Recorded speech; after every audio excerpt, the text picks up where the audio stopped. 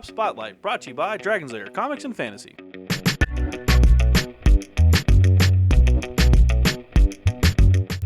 Hey everybody, I'm AdamHarry from Bell Lost Souls. And I'm Robbie Levenka from Dragon's Lair Comics and Fantasy. And we're back with another Tabletop Spotlight. Robbie, what'd you guys bring today? We brought the new standalone version of Carcassonne called Over Hill and Dale. Cool. It's basically an agriculture twist on the basic game of Carcassonne. Okay, yeah, this is a new publisher, right? Or newish.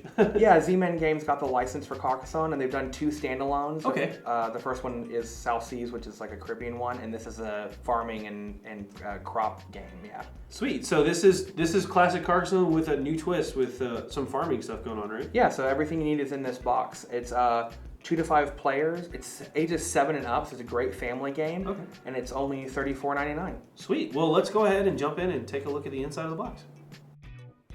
Okay, let's jump on in. Real quick, too, before we do that, I just want to show off the back of the box. There you have it.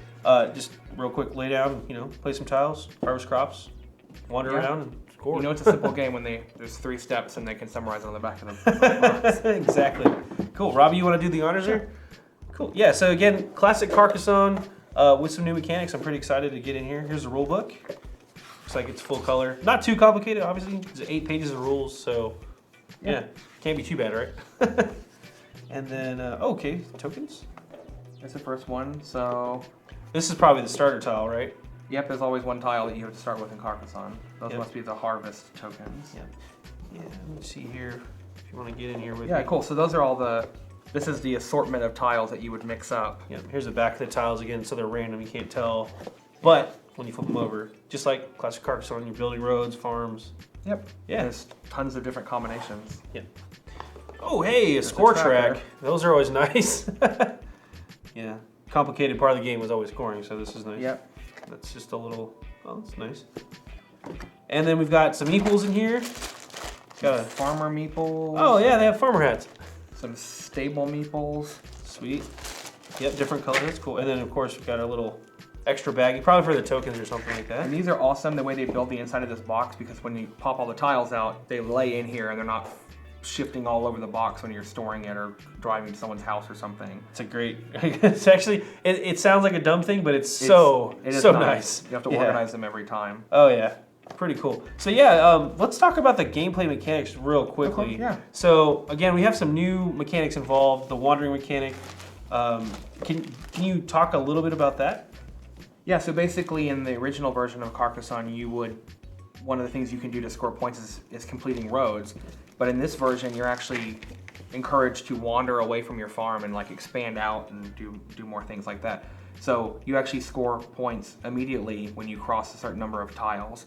So that's cool. Yeah, I actually think it might encourage people to, build things farther out from what they do, because in the original games, people sometimes clump together. Yeah. And it becomes really complicated on where, like, having no place to play, where this one sort of encourages you to spread out, which makes sense for the theme of the game. Cool. And then there's also the farming mechanic, right? There's some crop diversification going on. So basically, like on these tiles that you have right here, where you would normally complete a city in the original game, instead you can complete it, and if you completed, say, this one right here, you would get these 2 harvest tokens, and then different combinations of them are worth points at the end of the game. Yeah, so it looks like if you get like one of each, you get like 5 points or something in it. Yeah, so it's another way to earn points and win the game, which gives you a different angle for strategy.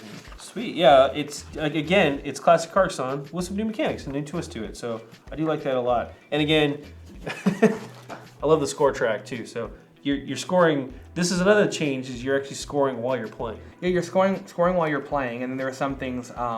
Like in the old version where you waited till the end of the game to score. Mm-hmm. The only thing you're doing with that is the combination of these at the end. So the majority of the scoring happens during the game, which means that you get to the end and it's not like everyone's waiting for someone to count everything up. But never done that before. And I'm pretty sure that these are probably every time that tracker goes to 49. Yeah. So I think these are, you go past and you get that, and then you just start over. So you're not even having to keep track of where you are if you loop around more than one time. It's pretty great. Cool. Well, let's hop out for a really fast recap. So just a really quick recap. This is basically classic Carcassonne with some new twists involved, right? Yeah, you instead of completing cities, you're closing off farmland and harvesting the crops.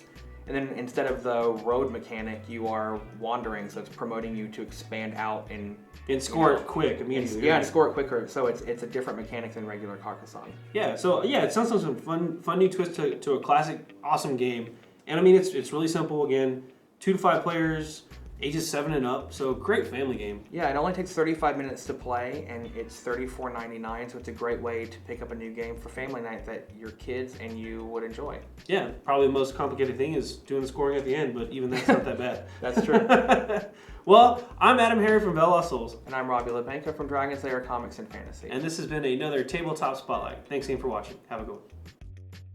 Tabletop Spotlight brought to you by Dragon's Lair Comics and Fantasy. Thanks for watching.